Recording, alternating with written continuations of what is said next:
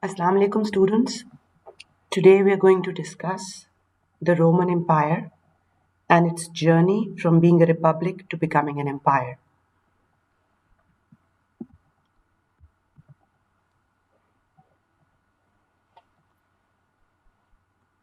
The earliest traces of the Roman Empire trace back to the 7th century CE,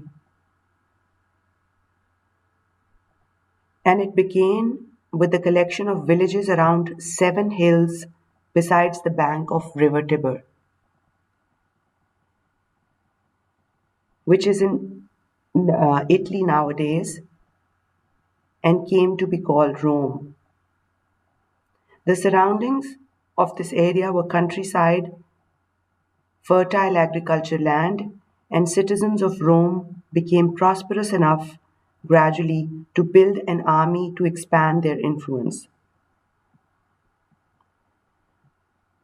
Now we're going to discuss how Rome became a republic from and its journey to becoming an empire eventually.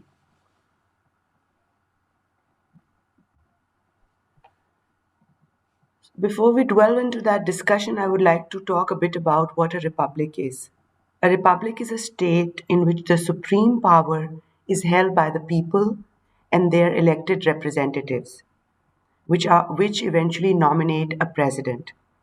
On the other hand, an empire is an extensive group of states ruled by a single monarch or king. Rome initially was ruled by kings but became a republic in 509 CE.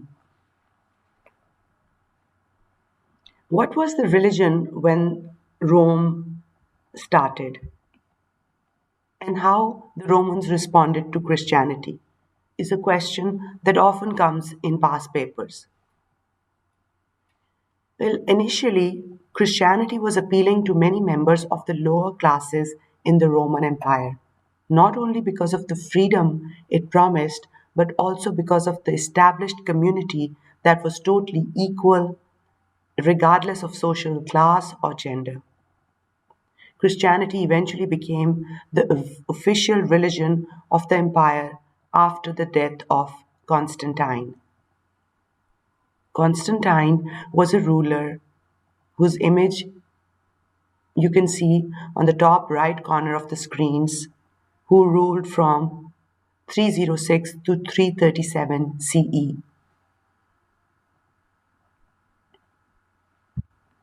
Let's talk a bit about the Roman religion now. The Romans believed in many gods. In other words, they were polytheists. The Roman religion was influenced initially by Greeks. The months in the calendars were named after their gods.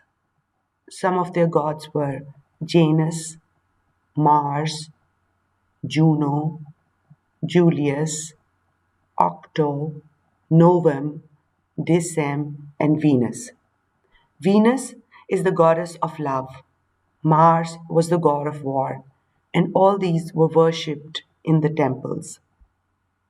Let's look at some famous Roman emperors. On your screens, you can see on the left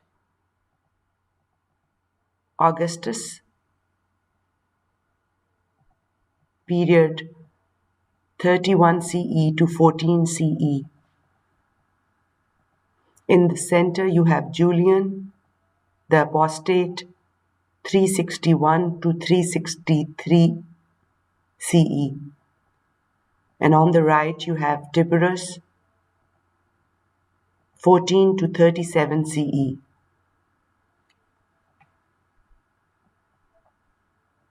Let's now delve a little bit into the spread of Rome and its defense. The Roman Empire started from the collection of villages around the banks of river Tiber and grew into a city called Rome.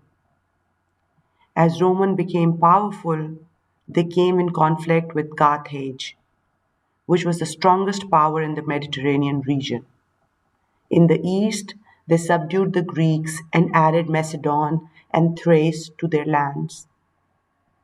The Roman territory then expanded to include in it Italy, Spain, France, England, Asia Minor, Syria, and Palestine. Another important thing that you need to know is that who were legionaries? Legionaries were essentially a group of trained soldiers who were very tough, well armed, and disciplined. And while their primary purpose was to fight and protect the region, the legionaries were also expected to build the infrastructure of the Roman Empire and served as a policing force in the provinces. These legionaries in Rome built large public works such as walls, bridges, and roads. Um, let's now talk about the government of Rome.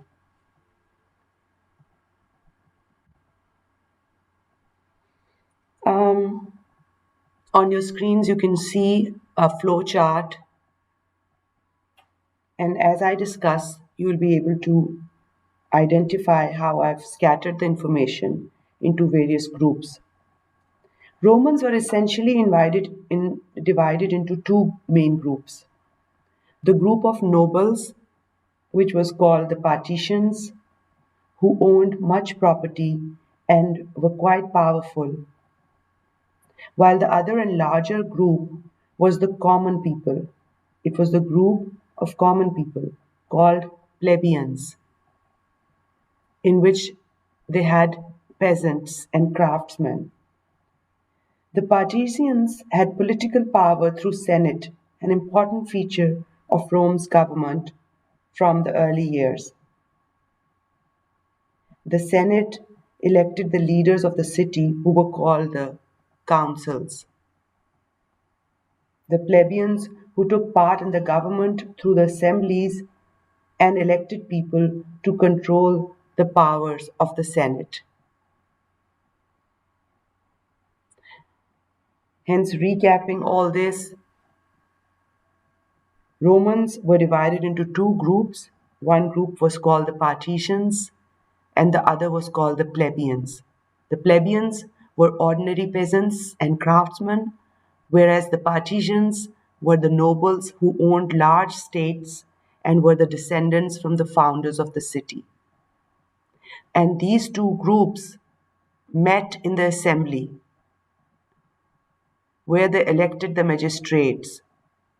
Who were the magistrates? They were the officials who were appointed as judges to look after the finances and the employment of people. From employment, we mean the jobs of the people. And when these magistrates retired, they became members of the Senate. There they had lots of experience and gave advice to the councils. The Senate became very important and ended up controlling the entire Rome. This brings us to the end of the chapter. I would now like to advise you as homework to read pages 41 to 50, 48 to 51 of chapter 10. Thank you.